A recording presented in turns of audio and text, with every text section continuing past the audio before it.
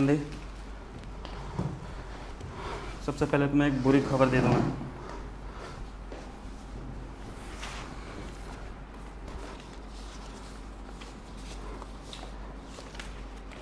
क्या वकील साहब?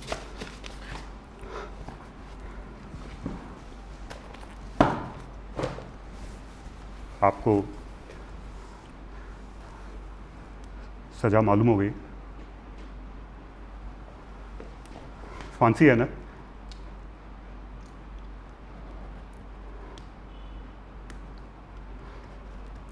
मुझे मालूम था पहले से, आप ऐसे ही दीवार के साथ सिर पटक रहे थे। ये बात दूसरी है, तुम्हारी औरत अस्पताल में। क्या क्या हुआ मेरी औरत को? अरे कल कोर्ट आ रही थी अपने बच्चे के साथ, तो रास्ते में तांगे के नीचे आ गई, भैया उसके पैर के ऊपर से निकल गया। और मेरा पुत्तू? कुछ नहीं है, वो ठीक है।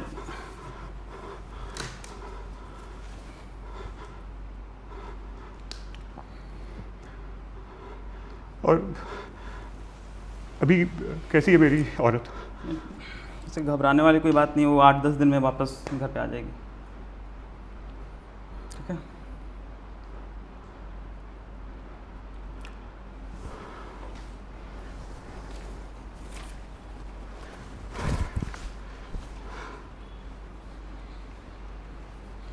आपने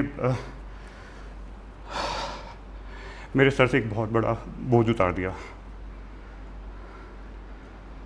अरे अजीब आदमी हो यार तुम। तुम्हारी औरत उधर अस्पताल में है, तुम्हारे सर से बोझ उतर गया।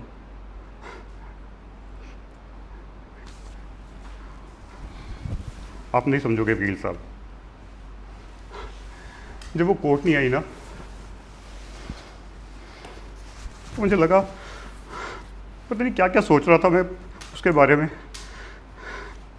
पाप लगेगा मुझे। क्या बोल रहे थे? बात मेरे को समझ नहीं आ रही, क्या कुछ भी बोले चले जाओ। हाँ वकील साहब, जब वो कोर्ट नहीं आई ना, तो मुझे ऐसा लगा जैसे वो भी मुझे नफरत करने लगी है, और उसने भी अपने मन में सोच लिया कि मैं ही गुनहगार हूँ, मैं ही खूनी हूँ। बट नहीं, जैसे आपने बताया कि वो आई थी कोर्ट में, तो मुझे तसल्ली मिल गई कि वो मुझे आज भी उतना ही प्यार करती है, और उसकी नज़र में मैं बेगुनाह हूँ। आज कोर्ट में हमारे मुकदमे का जो कबाड़ा हुआ उसकी सोचो, हर बात अपनी उल्टी पड़ रही थी आज।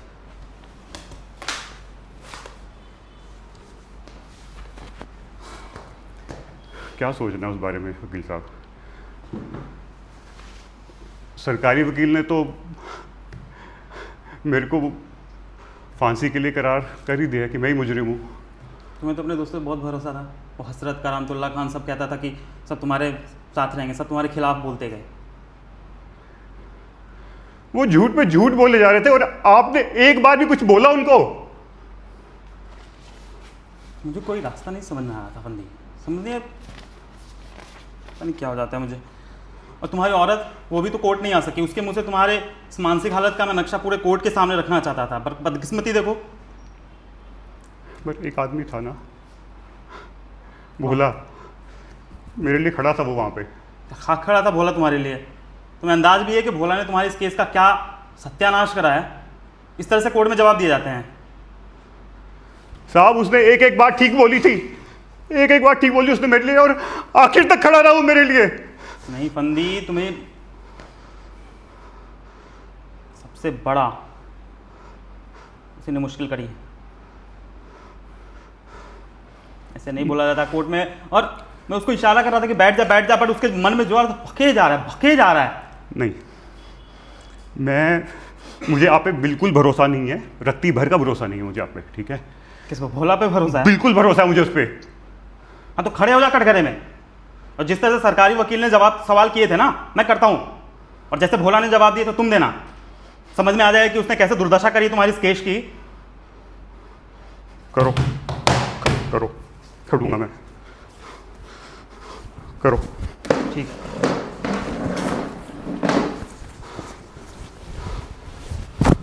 ये रहते पंकज साहब।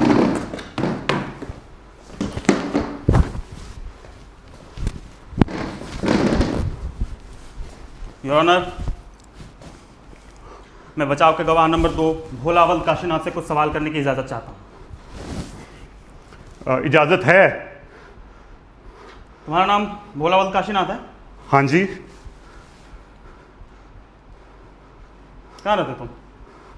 मैं पहले नागपुर में रहता था, अभी मैं इधर ही से रहता है। भोला को तुम अच्छी तरह जानते हो? हाँ, मेरा जिगरी जान है वो। क्या काम करते हो तुम? मैं हमाली हूँ साहब। भोला इससे पहले क्या काम करता था? साहब भोला इससे पहले ट्रक ड्राइवरी करता था, उससे पहले साहब वो पिकअप चलाता था, और साहब उससे भी पहले वो जितना पूछा जाए उतना जवाब दो। तो साहब फिर पहले पहले ये सीधे सीधे पूछने का ना साहब। फंदी किस ट्रांसपोर्ट कंपनी में काम करता था? साहब फंदी नेशनल ट्रांसपोर्ट कंपनी में काम करता था साहब। नेशनल ट्रांसपोर्ट कंपनी वालों ने इसे क्यों निकाल दिया? साहब नेशनल ट्रांसपोर्ट कंपनी वाले उसको बोलते थे कि अफीम लेके जाओ, और इस बात का क्या सबूत है कि नेशनल ट्रांसपोर्ट कंपनी वाले अफीम का सौदा करते थे, तस्करी करते थे? साहब ये काम सरकार का है, हमारा काम नहीं है सबूत इकट्ठे करना। तो इसकी जानकारी उसने आबकारी वालों को दी होगी ना ऊपर? कैसी बातें करते साहब तुम? उसको गटर में सड़ने का था क्या? क्या मतलब? साहब अगर वो आबकारी वाले को ट्रांसपोर्ट वाले की बात बताता तो उसको ट्रांसपोर्ट वाले छोड़ देते क्या? फंदी ने और कहाँ कहाँ नौकरी करने की कोशिश की? साहब उसने एक बार रोडवेज में भी नौकरी करने का कोशिश किया था साहब। रोडवेज में नौकरी से क्यों नहीं मिली?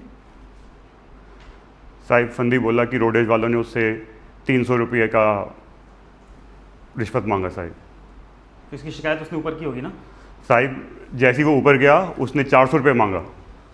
तो सबसे ऊपर इसकी शिकायत की होगी, कहीं तो की होगी। साहब फंदी कहता था कि जितना ऊपर जाओ उतना रिश्वत बढ़ जाता है साहब। रोडवेज के अलावा और कहाँ कहाँ कोशिश की उसने नौकरी की? साहब कहाँ कहाँ नहीं की उसने। सवाल नहीं, जवाब दो। मैं जवाब की चीज दे रहा है आपको साहब। तो तुम कह रहे हो फंदी ने नौकरी ढूंढने की कोशिश की पर उसे काम नहीं मिला? जी हाँ साहब। तो उसका गुजारा कैसे चलता था? साहब उसने अपनी बीवी के जेवर बेच दिए साहब। फिर घर के भांडे बर्तन बेचने पड़े उसे साहब। इसके बाद? साहब इसके बाद कोई शरीफ आदमी क्या कर सकता है साहब? फंदी को तुम शरीफ आदमी समझते हो? फंदी को जज साहब आप देख लो, ये वकील साहब को बताओ, ये हमाली और ड्राइवर भी शरीफ होता है। शरीफ होने के लिए ये कोट पैंट की जरूरत नहीं होती है। ठीक है। फंदी का बाप कब से बीमार था? तकरीबन 1 साल से साहब। कौन सी बीमारी थी उसे? साहब कैंसर करके था कुछ साहब। तुम्हें कैसे मालूम? साहब फंदी ने बताया, और फंदी को डॉक्टर साहब ने बताया था साहब। डॉक्टर ने और क्या बताया? सर डॉक्टर ने बोला उसको कि उसको अस्पताल में भर्ती कराना पड़ेगा उसके बाप को। तो फंदी ने अपने बाप को अस्पताल में भर्ती करा दिया? हाँ जी साहब। अस्पताल में मुफ्त इलाज होता था कि पैसे लगते थे?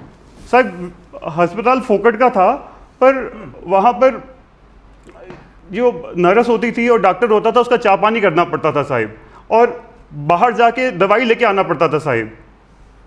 अस्पताल में इलाज जब मुफ्त होता था तो फंदी बाहर से दवाइयाँ क्यों लाता था? साहब अस्पताल सरकारी था, वहाँ पे वो मरीजों को फोकट में भर्ती करते रहते थे, बट दवाई के लिए बोलते थे बाहर जाओ। अच्छा, कितने दिन रहा उसका बाप अस्पताल में?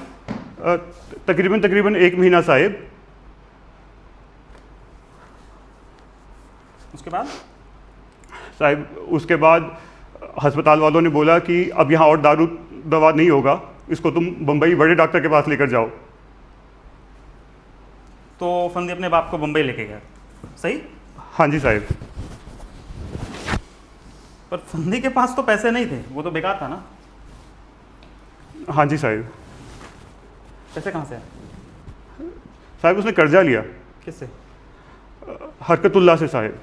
कितना? साहब 500 रुपया। ब्याज का दर क्या था? साहब बहुत ज़्यादा था, 57 रुपया था साहब। ब्याज का दर तुम्हें ज़्यादा नहीं लगता? सब बहुत ज़्यादा था, पर हरकतुल्ला ब्याज का काम करता है साहिब, वो कोई दान दक्षिणा थोड़ी ना दे रहा है।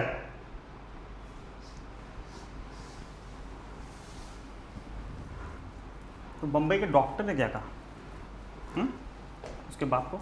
साहब जैसे ही उसने 500 रुपया डॉक्टर को दिया, डॉक्टर ने बोला कि कैंसर का तो आज तक इलाज ही नहीं निकला है, और बोला इसको वापस घर ले जाओ। फंदी अपने बाप को वापस घर ले आया? साहब फंदी बहुत बड़ा भला मानुस था, वो चाहता तो अगर उसके पास पैसा होता वो उसको विलायत लेके जाता इलाज के लिए। फंदी अपने बाप को बम्बई से वापस लाकर कहाँ रखा उसने? घर पे रखा साहिब। अस्पताल में क्यों नहीं रखा? साहब अस्पताल वालों ने बोला कि वो 1 महीने में मर जाएगा, उसको कम से कम चैन की मौत मरने दो घर पे। तो फंदी का बाप चैन से मर सकता था घर में? शायद साहब। शायद क्यों? साहब पैसा होता तो शायद मरता। चैन से मरने और पैसे में क्या संबंध है? वही जो चैन से जीने में और पैसे में है। सवाल का सीधा जवाब दो जो पूछा जा रहा है।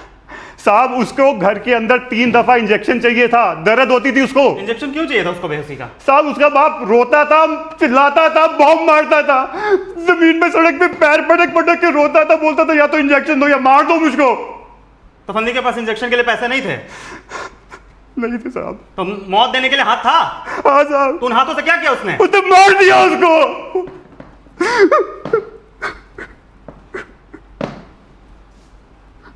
Your Honor, that's all.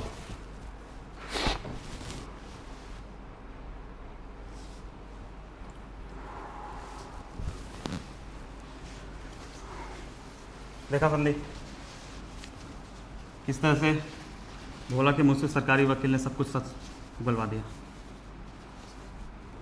वकील साहब बोला ने तो मेरा जुर्म कबूल कर लिया कि मैंने अपने बाप को अपने हाथों से मारा है।